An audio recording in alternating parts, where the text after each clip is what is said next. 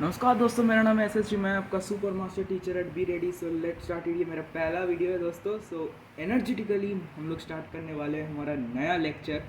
असल में मैं इसमें आपको वो 1 घंटा 2 घंटा का लेक्चर नहीं देने वाला हूँ, ठीक है। असल में मैं आप लोगों को शॉर्ट में कंसेप्ट समझाऊंगा और उसी कंसेप्ट को मिला मिला के एक चैप्टर तैयार हो जाएगा, ठीक है। तो मुझे पता नहीं कितना देर का वीडियो होने वाला है, लेकिन मैंने आज जो टॉपिक लिया है सबका इंटरेस्टिंग टॉपिक होता है, लेकिन डरावना टॉपिक होता है किसी किसी बच्चों का, जिसका नाम से ओम्स लॉ। अच्छा, पहले मैं बता देता हूँ ये वीडियो कौन कौन देख सकता है। क्लास 9, 10 एंड 12 के बच्चे ये वीडियो आराम से देख सकते हैं, और कोई भी कम्पिटिटिव एग्ज़ाम के तैयार भी कर रहे हैं आप अगर, तो ये वीडियो आपके लिए ज़रूर है। आशा करता हूँ आपको ये वीडियो बहुत बढ़िया लगने वाला है, ठीक है। तो चलिए शुरू करते हैं। तो ओम्स लॉ असल में क्या बोलना चाहता है, पहले ये छोड़ देते हैं।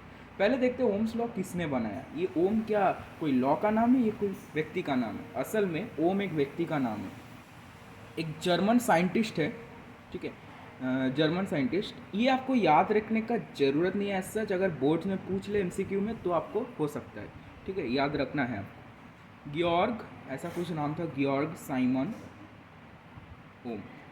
तो इन्होंने ये लॉ दिया है हमें, ठीक है। ये बहुत ही बढ़िया लॉ है। और असल में मैं आपको अगर एक चीज़ बताऊँ कि अगर आपको ओम्स लॉ आ गया ना, तब आप कुछ भी सर्किट सॉल्व कर सकते, कोई भी सर्किट, क्योंकि हर चीज़ का बेस अगर कुछ हो तो ये ओम्स लॉ है, ठीक है। तो ग्योर्ग साइमन ओम ने हमें ओम्स लॉ दिया। ओम्स लॉ क्या कहना चाहता है असल में, इसका डेफिनेशन के हिसाब से देखिए, सिंप्लीफाइड में बताता हूँ मैं। उन्होंने कहा अगर एक कंडक्टर लिए हम लोग, ठीक है, उन्होंने कहा एक कंडक्टर लीजिए, ठीक है। कंडक्टर आशा करता हूँ सबको पता है, जिससे करंट फ्लो होता है, ठीक है। ये दोनों टर्मिनल है कंडक्टर का, ठीक है। तो इन दोनों टर्मिनल का जो पोटेंशियल डिफरेंस होगा, मान लेते इधर का पोटेंशियल V है A और इधर का VB है, ठीक है। दोनों का पोटेंशियल डिफरेंस क्या होगा, VA माइनस VB, ठीक है। तो इसको हम लोग V मान लेते हैं, V, ठीक है। इसका पोटेंशियल डिफरेंस, इसमें करंट फ्लो कर रहा है, मान लेते हैं I करंट फ्लो कर रहा है इससे, ठीक है, कंडक्टर से। तो उन्होंने जो हमें बताया कि the potential difference is directly proportional to the current flowing across the conductor, ठीक है। नाउ, अच्छा, तो यही असल में ओम्स लॉ है। The voltage, not actually voltage, potential difference across the terminal of a conductor is directly proportional to the current flowing across the conductor. समझ में आया, ठीक है। यही है ओम्स लॉ। लेकिन लेकिन लेकिन ये वैलिडिटी भी इसका हमें देखना पड़ेगा, मतलब ये कब कब वैलिड हो सकता है। तो ओम जी ने हमें ये भी बताया कि ये वैलिड एक ही कंडीशन में होगा, जब टेम्परेचर कंडक्टर का कांस्टेंट रहेगा। Temperature of conductor is constant. आया बात समझ में, ठीक है। टेम्परेचर कंडक्टर का कांस्टेंट रहना है। अगर टेम्परेचर में कुछ इधर उधर हुआ तो इसमें प्रॉब्लम आएगा, ठीक है, इसमें प्रॉब्लम आएगा। तो हम लोग ओम लॉ का इसका पूरा डेरिवेशन अभी कर लेते हैं, ठीक है। कैसे करेंगे डेरिवेशन, देखिए, V is directly proportional to I, ठीक है। अब अगर इस प्रोपोर्शनल को उठा देंगे, इसके बदले क्या रखेंगे, जल्दी से बताइए कमेंट में, ठीक है, पॉज करके बताना। अब देखिए क्या होगा, अगर V इक्वल टू I करेंगे तब हमें इधर तो K कांस्टेंट लगाना पड़ता है ना, डायरेक्ट वेरिएशन में पढ़े हैं अपने। अब देखिए, ये जो K कांस्टेंट है, असल में इधर K को हम लोग R बोलते हैं। R मतलब इस कंडक्टर का रेजिस्टेंस, समझ आया। तो V equal to I R, ये जाना पहचाना फॉर्मूला है, हाँ, यही ओम्स लॉ है, ठीक है। तो अब हम लोगों से एक बहुत ही इंपॉर्टेंट प्रश्न पूछा जाता है, तो हम लोग बता देते हैं। ये बोर्ड्स में भी आ सकता है, ये कहीं पर भी आ सकता है, ठीक है। क्या प्रश्न है कि बताइए V और I का ग्राफ क्या बनेगा। क्या बनेगा देख लेते हैं। V और I का क्या रिलेशन है, डायरेक्टली प्रोपोर्शनल। तो असल में V और I का ग्राफ ऐसा बनेगा, ठीक है, समझ आया, ठीक है। ये एक इंपॉर्टेंट क्वेश्चन है, याद रखना, और ये आता भी है, ठीक है। अब ओम्स लॉ हमें एक्चुअली क्या क्वांटिटी देता है इसके ऊपर थोड़ा चर्चा कर लेते हैं, ठीक है। हाँ, देखिए, असल में ओम्स लॉ हमें रेजिस्टेंस के बारे में जानकारी देता है, ठीक है। क्योंकि देखिए, ओम्स लॉ के पहले ना वोल्टेज और करंट के बारे में सब जानते थे, ठीक है। इसका रिलेशन सब जानते थे, मतलब क्या बोले, इसको मेज़र कैसे करते हैं, असल में मेज़रमेंट, इसका मेज़रमेंट का तरीका सब जानते थे।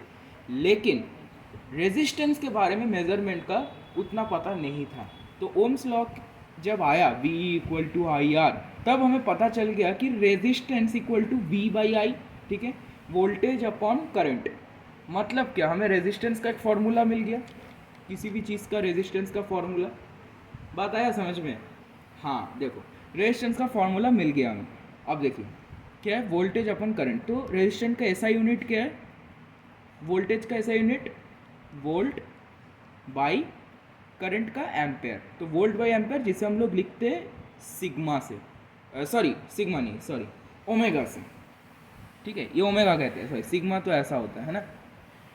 सिग्मा असल में कंडक्टेंस का होता है, बताएंगे उसके बारे में किसी अगले वीडियो में। ये सिंबल है इसका, ओम इसे कहते हैं, ठीक है। इसको हम लोग मानते हैं 5 ओम, 6 ओम, ठीक है। इसका असल में मतलब क्या है, 5 ओम का मतलब 6 volt per ampere, 5 volt per ampere. इसका होता है 6 वोल्ट पर एम्पेयर, ठीक है। समझ आया बात? अच्छा, रेजिस्टेंस का और एक फॉर्मूला होता है, ठीक है, जो हम लोग किसी अगले वीडियो में उसका डेरिवेशन सीखेंगे। लेकिन आपको अगर जानकारी के लिए मैं बता देता हूँ formula, R equal to rho L by A. इसमें रो एक मटेरियल का स्पेसिफिक रेजिस्टेंस है, एल उस मटेरियल का लेंथ है, ए उस मटेरियल का एरिया ऑफ क्रॉस सेक्शन है, ठीक है। इससे हम लोग रेजिस्टेंस को निकालते हैं। अगर इसका यूनिट्स आप देखें, अगर करें तो आपको ओम ही मिलेगा, ठीक है, क्योंकि रेजिस्टेंस है ना। अब मैं आपको एक बेहतरीन सा चीज़ बताने वाला हूँ, वो है, एक तरह का प्रश्न आता है, वो इस ओम लॉ, सिर्फ इस ओम्स लॉ के बेसिस पे जो टफेस्ट क्वेश्चन आता है उसका एक सोल्यूशन ट्रिक मैं बता देता हूँ आपको। देखो क्या होता है कि क्वेश्चन में बता देता है कि भाई बता, एक कंडक्टर है, ठीक है, एक कंडक्टर है, एक ही कंडक्टर है जिसके ऊपर से एक आई करंट फ्लो कर रहा है, और तब उसका वोल्टेज V था, ठीक है। और जब इसमें एक I1 करंट फ्लो कर रहा है तब इसका वोल्टेज V1 था, जब इसका I2 करंट फ्लो कर रहा है तब इसका वोल्टेज V2 था, ठीक है, ठीक है। सॉरी, अब क्या बोलते हैं कि इसमें से कोई तीनों का वैल्यू दे देते वो लोग और बताते कि और एक का वैल्यू फाइंड करो। तब हम लोग क्या रिलेशन यूज़ करेंगे, कुछ भी नहीं, V1 by I1 equal to V2 by I2। अब यही क्यों लिखा मैंने, देखिए वो भी मैं बता देता हूँ आपको। देखो इसका रेजिस्टेंस क्या है, मटेरियल एक ही है तो इसका रेजिस्टेंस भी कांस्टेंट होगा, क्योंकि ये कांस्टेंट ऑफ प्रोपोर्शनलिटी हम लोग पढ़े थे ओम्स लॉ में, आर को, है ना। तो रेजिस्टेंस कांस्टेंट होगा। तो पहले केस में देखिए V1 by I one equal to R होगा।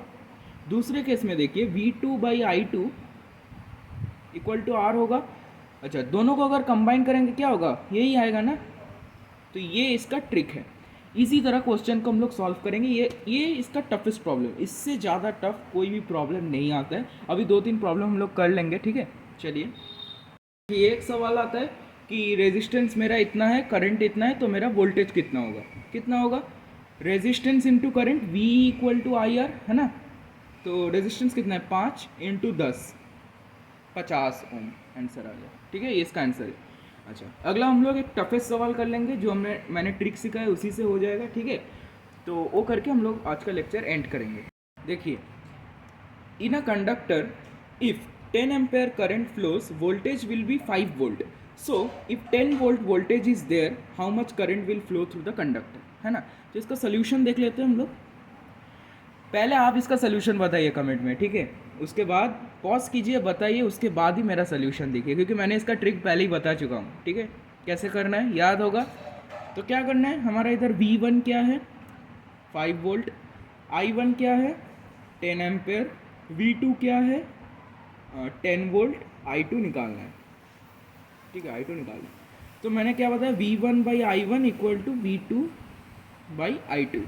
तो कीजिए V1 by I one, 5/10, 10/I2, है ना। अब क्रॉस मल्टीप्लाई कीजिए, I2 कितना होगा 100/5, तो 20 एम्पेयर करंट फ्लो करेगा, है ना। तो यही हमारा ओम्स लॉ है। ये वीडियो अगर आप अच्छे से देखें, ठीक है, अच्छे से समझ गए, अगर नहीं समझ में आया तो रिवर्स कीजिए, फिर से देखिए। अगर अच्छे से समझ में आ गया तो मैं आपको गारंटी देता हूँ ओम्स लॉ में आपका कोई दिक्कत नहीं आएगा, प्योर ओम्स लॉ का सवाल आपको आराम से हो जाएगा, मैं ये गारंटी देता हूँ, आराम से आप कर सकते हैं, ठीक है।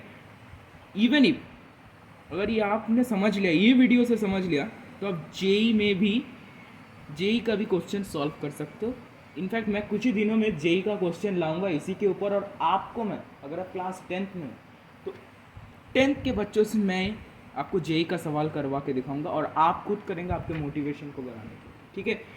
तो हाँ, तो मैं बता देता हूँ, मेरा नाम SSG है, ठीक है, पूरा नाम अभी नहीं बताऊँगा। सो और वीडियोस आएंगे ऐसे छोटे छोटे, कंसेप्ट सिंप्लीफाइड। तो हमें क्या बताना है, हमारा स्लोगन क्या है, हर वक्त हमें सिर्फ यही बताना है, कंसेप्ट सिंप्लीफाइड। सब्सक्राइब कीजिए हमारे चैनल को।